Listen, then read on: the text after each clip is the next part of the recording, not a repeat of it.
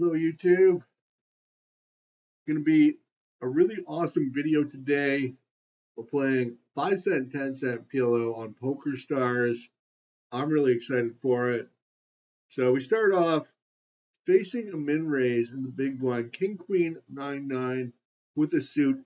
Very easy defend against a min raise. This is actually a pretty decent hand. We've got 4 cards working together. Our hand is relatively high. It's not premium. This double gap King Queen 9-9 isn't ideal, but it's not terrible. It's certainly, when you look at the pot odds, you're getting 7-1 there to defend the big blind. Certainly well worth appeal. You're going to have tremendous implied odds, and this is a hand that can make the nuts. That can make some very strong hands, which is important because in a 4-way pot, you're really looking to flop something big. You're not going to try to win the pot with something marginal. All right, next we've got Ace King Jack 9 double suited. And I know for most people this would be an automatic 3-bet. I don't mind flatting with it.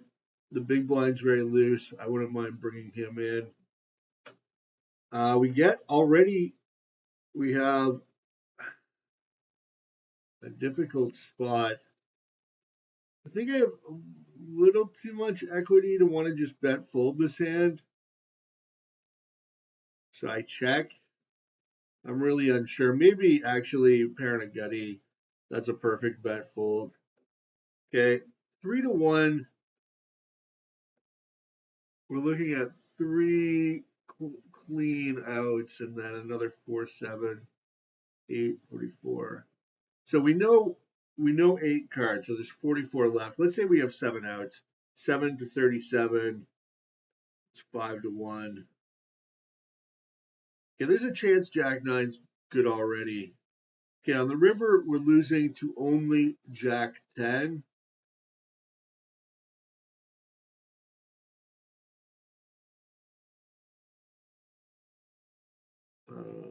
What do I want to size here? I'm going to go with 230, I guess. A price that maybe a straight can call. There's missed diamonds. He could be checking a hand like 4-4. Interesting that this player does have the auto rebuy on. So that's a sign that he might be a reg. He's been playing pretty loose. You can't see his HUD stats. He's been playing pretty loose over 33 hand sample, but that could be meaningless. The auto rebuy, I mean, he could be a wreck,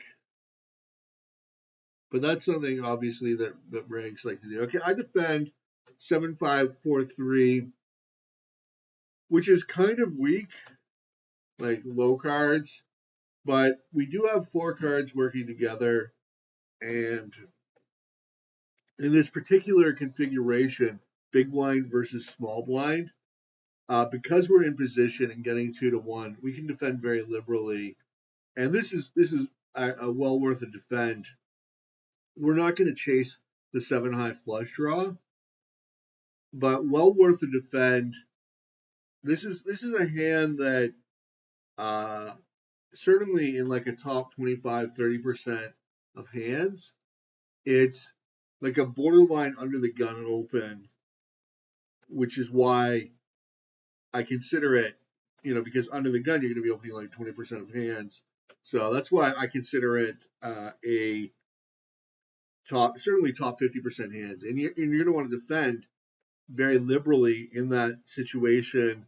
Maybe a little less so because of the high rake at this limit.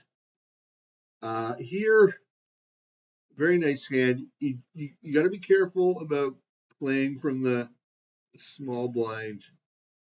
But I'm gonna take a flop. This is a very strong hand, and basically We're looking for a straight. We're looking for a set of queens. We're looking for hearts. And sometimes, like, queens will end unimproved if there's no betting. We're just going to check fold this flop.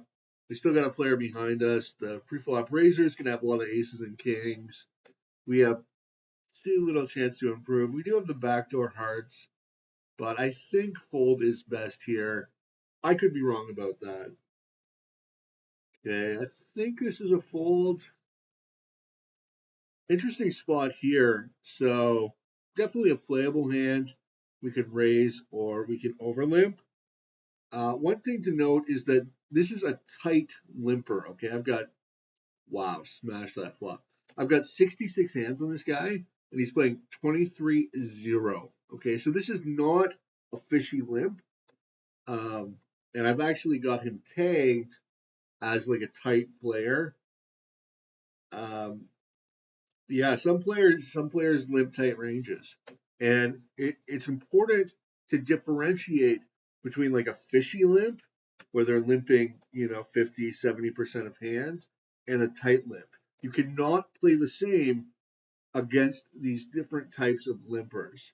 You have to treat the tight limp with a lot more caution, or you're going to end up building a pot with a second best hand. Now, that being said, knight at 7-6 is a strong hand. Maybe raise was the better play there. I'm not at all certain that over limping was better. It's just the choice I made. But I'm just saying general principles. You have to be a little more cautious against a tight limp than against like a really fishy, especially loose passive limp. This hand, basically, I'm planning to complete and probably fold to a raise. There's some things I like about it. We have the try and then the ace two, but we're in the small blind, and the king high suit could end up being a liability.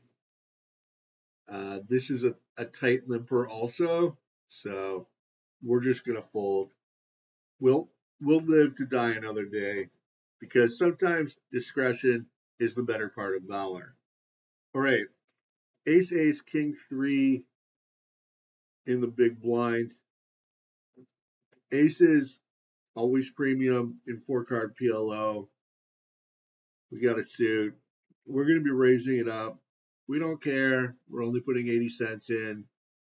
We'll just make good decisions post flop. Pretty good flop. Usually, when you have small paired boards, what I like to do is just small bets. Okay.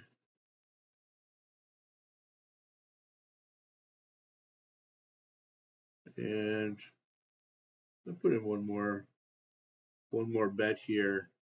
Good chance he's got like kings, queens, tens. Could definitely be beat by 2x or pocket jacks, once in a blue moon, pocket sixes. Once the third two comes up, this is a way ahead, way behind situation. So we could check, but I don't want to give a free card, even if it is just a two outer. And there's a lot of hands we can get value from, like any pocket pair. Against the tight guy, maybe just kings, queens, maybe tens. But still, we can get value, we can get protection, and the number of combos that beat us are not very high. We open it up. We've got a rundown, marginal rundown here. We flop the nuts, and I'm going to check. I'm going to be checking here pretty much all the time. And I'm just going to go with a check call on the flop. And we definitely have to bet the river. Yeah, maybe $1.10. Unfortunately, he folds. I would have probably check raised the turn, although check call is a pretty cool play too. I'm gonna open this up, Queen Jack 10-2, double suited. Pretty sure that's a GTO open from MP, even in this high rake structure. Not a great table. A lot of nits everywhere. Waiting for aces. Maybe I can steal the blinds. Uh, Absolute garbage flop. Ace 5-5, 2 diamonds. And I've got no equity. I have no problem checking and just completely giving up on the hand. Maybe we could have stolen that, but that's hindsight. Oof. This is got to be at least on the cusp, but I'm sick of donating to these guys. I'm gonna fold. Okay, we opened it up. Ace Queen 10-5. This player is very tight. Only 134 hands, so we can't say much about his three betting tendency. But what I like to do in the absence of detailed stats like that, like over 134 hands, three bet percentages are not going to converge. But you can infer a lot simply from the pre-flop stats, which are 1913, so definitely on the tight side. And just going to fold. Okay, this is funny. So after that hand, during, basically, this is simultaneous. This is real time. Uh, on another table, I open under the gun. Same player three bets me. Of course, this time I have aces, and I can. Oh, this is a little gross because he's still gonna have $10 left after the flop, but he folds, and we get it all in free against. Oh, pretty nice hand. But we're 56-44. We're still favored. Ooh, that is too much to dodge. We make a straight, but that was just too much to dodge. An unfortunate loss of a flip there. All right, couple tight limpers, and we go ahead and poke the bear. We ISO Queen Jack 10-9.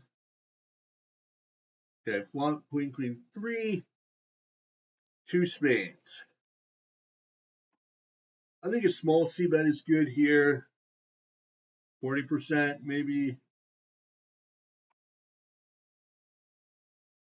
We're actually in pretty bad shape against villains check raising or stack off range, despite having a hand that is pretty strong in an absolute sense. By the way, guys, if you are enjoying this content, then please like and subscribe to my channel so you'll get automatically updated when I produce a new video. That's if you're enjoying this content, you want to see more of it, please do that. So here again, we're facing a min raise in the big blind, a very, very clear defense with what is a pretty reasonable hand. Sure, we've got three clubs, that's not ideal. But other than that, I mean, three Broadway cards, the 8 connecting as well. Now, normally I would bet the second nuts. Here, because there's so many unfavorable turn rivers, I'm actually going to check on the turn. Because there's diamonds and hearts, like I have to hope that A, nobody's got the nuts, and then B, they don't hit whatever they're calling for. Maybe that's faulty logic. I'm not sure. All right, we're going to try something a little unorthodox here. Going to limp in under the gun. King, 7-5. Basically, oh, okay. Trying to make sure it goes multi-way. And this is an interesting spot here. 8-4-4. You don't think that helps anybody. We do have the gut shot. We pick up diamonds on the turn. The ace, very dangerous card. Of course, any ace now beats us. Could be drawing dead if he has pocket aces. Probably not the case, but not a good spot to draw. And we're just going to fold. Next hand, premium aces, premium single suited aces. We have the ace or the 10. Definitely have to put the 3-bet in, even out of position. I'm actually happy to take it down there.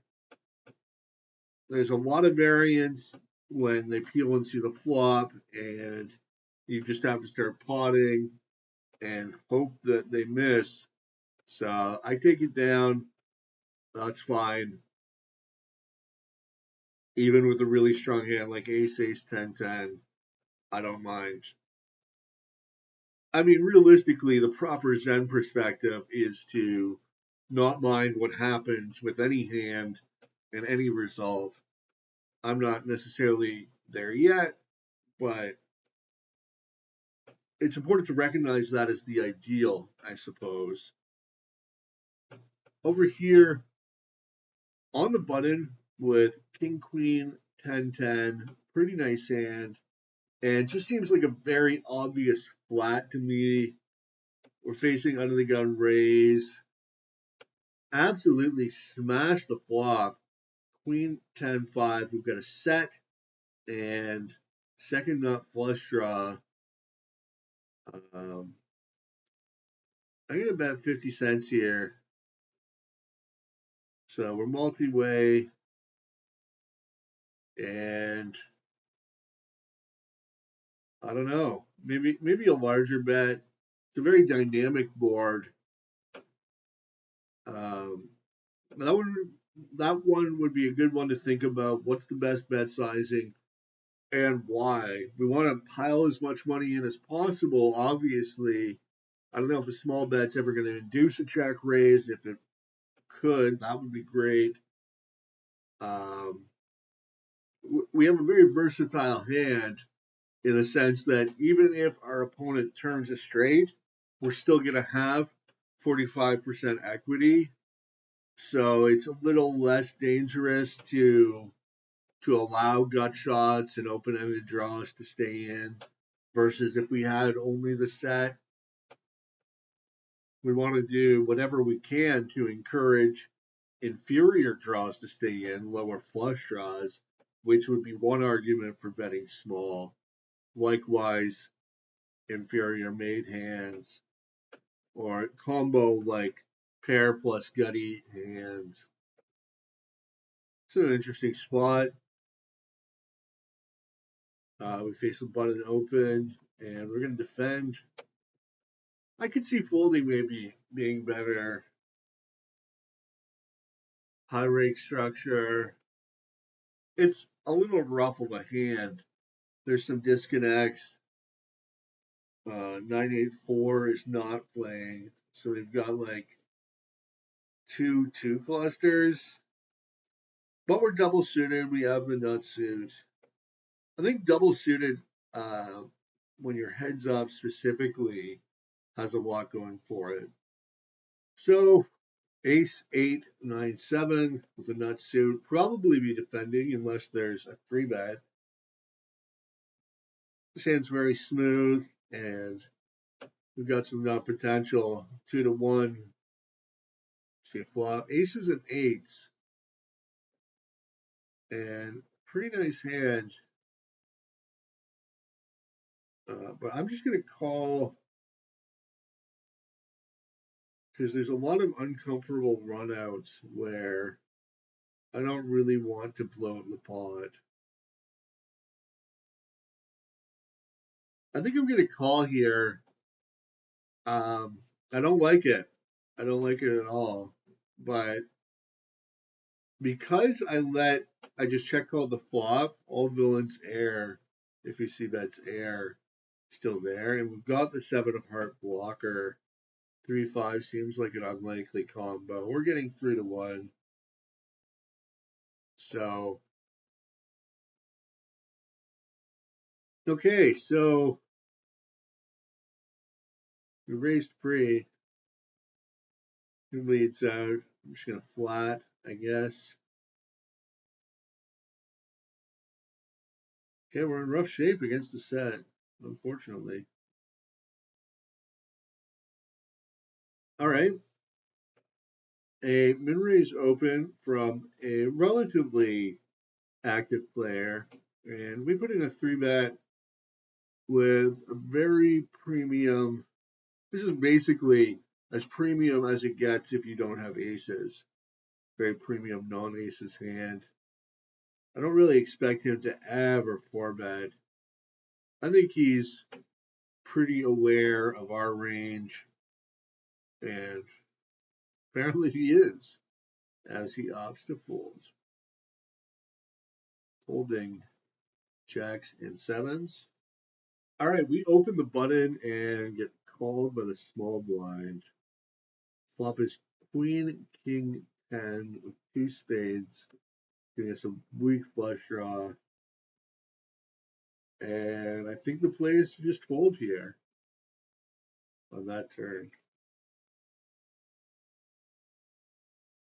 Okay, we open, we get called. I think we're going to play check a lot on this flop.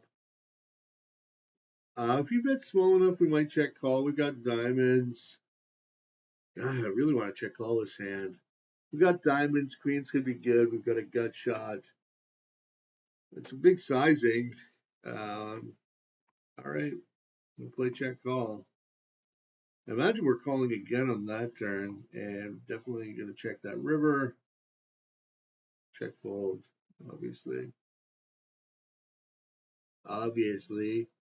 Here we defend the small blind and check queen 5-4. Turn is the 5 of clubs, which gives us a flush draw, but also could leave us drawing pretty slim. They check back 5-4. Even just a 5 is in good shape. River, we make the nut flush, which we're pretty happy about, and we check and take down the pawn. All right, we're in against the min raise, and we're folding. Just going to defend here. See a flop. Pretty strong hand, absolutely. And folding kings, mediocre kings. Open them up from the middle position, MP. Not loving the 3-bet. It's slightly under pot size, but this hand just plays very poorly against a 3-bet. So I don't mind just laying it down. Nice hand. 10-8, 6-5 double. It's an okay hand. There's some gaps. 9 and 7. But hey, we're on the button. We're trying to steal the blinds. King, queen, deuce, rainbow. Just nothing for us on this board. Absolutely zero equity. And just check and give up. That's fine. That's completely fine. You don't have to win every pot. Okay? You can give up sometimes after you raise, after you 3-bet. You flop no equity. You can just give up. It's fine. And the thing is, if you do that, if you start adopting the strategy, then the times that you do try to stab with no equity, you'll have a lot more credibility than if you're always trying to stab with no equity. Okay, so we defend here. We flop the nut flush drop, very nice. Just going to check call, that's fine. Turn, basically, worst card in the deck. I think we can just give up. Nut flush draw here, out of position. Perfect spot to just check call. We don't have much to go with it except for the overcards, which are something. Big pot size bet. I think we can still call. And we get the overcall, which is nice. Definitely giving up on the turn when he fires again. He's certainly repping a monster here. Maybe 8-7, maybe a set. And it looks like Arxen on the draw misses as well. Pocket aces in the big blind. We've got a nut suit here. Yeah, we're going to upgrade this guy to rake status.